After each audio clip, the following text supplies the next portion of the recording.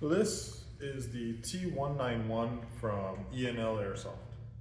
It's essentially a airsoft version of the T-191 that the PLA uses for training. They use a paintball version for force on force. This is actually an airsoft version, which is a modification of that design for the airsoft community. So this is one of the first 2,000 that were shipped out, or the first 1,000 that were shipped out from E&L. There is a difference between this first 1,000 and the future models that are being produced, and that's in the bolt carrier finish. The steel that's here is basically a more resistant and self-lubricating version. I'm pretty impressed by most of the internals of this gun because everything that is functional, apart from naturally the nozzle, is steel, so they're going to last a long time. But there are some deficiencies here and there. First amongst them is consistency. It's not a very consistent gun. There's some mods you can do to it, like we shortened the nozzle spring for that. There's a lot of videos online explaining that situation, as well as the non-regulability of the velocity. So basically in this case, we added an O-ring onto the nozzle to reduce this to about 1.5 joules with a .32 BB. Still shoots over with .2s, but is within regs with 32s at the moment with this particular model. The hop-up, well, the bucking and barrel are proprietary, but replacements will be available from Moss Manufacturing Group, which is the parent company of E&L. Other situation with it is basically the nozzles will be available separately, so whether or not you want basically a 1 joule nozzle or higher, those will be available. It should be noted that I have turned off the air in the system. Note that it runs off of standard paintball paintball remote, and that's all you need, so no need for a regulator to run this like any other HPA system. But there's still air in this. So like I said, we're off right now. So let me take that off entirely. And I could still fire around 25 rounds with this. So,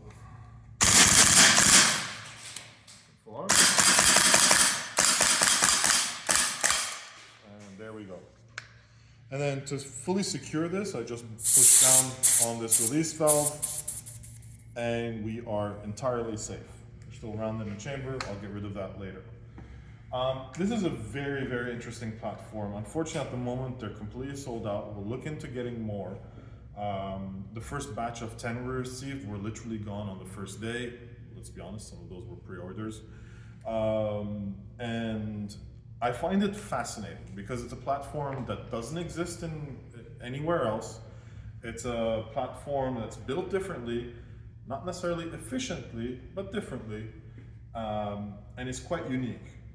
When talking about the QBZ-191 as a platform, on the other hand, I find it really interesting. It's like a cross between an M4 and basically an AK.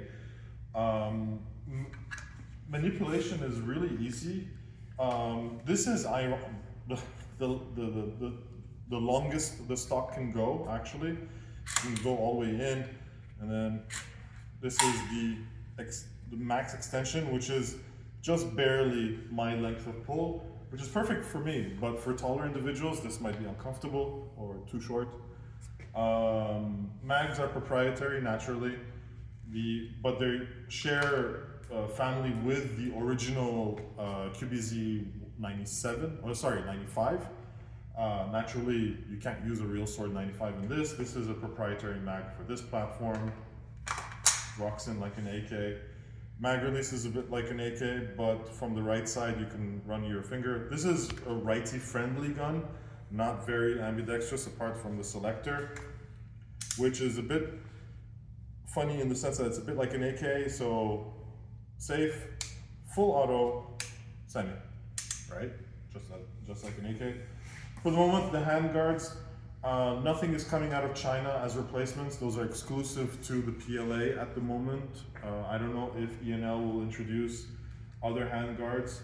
but we are looking into printing rail segments for our clients. The handguard itself is relatively rigid. I mean, there's a slight wobble to it, so I wouldn't put anything like a laser or optic extensions on this. I'll keep them all on the upper here. We'll evaluate what will be needed to make these even stiffer. Now, the biggest caveat or thing I'm not pleased by is the one-piece barrel. This is not removable. This is all machined as one piece. And if ever you want something to like a suppressor look, you're gonna have to get yourself a sleeve, and that's pretty much the way you're gonna have to live with it. E&L is coming out with a short barrel kit. They won't be making a short barrel QBZ-191. They'll just be making the short barrel kit for owners of the T-191, and that you will have the short barrel anyway. So this is a short overview of the T-191 by E&L and Moss Manufacturing Group. Really, honestly, a fun gun, very loud, interesting, different, has its deficiencies, but I think everything said before that really trumps those. So this is Gabriel signing out.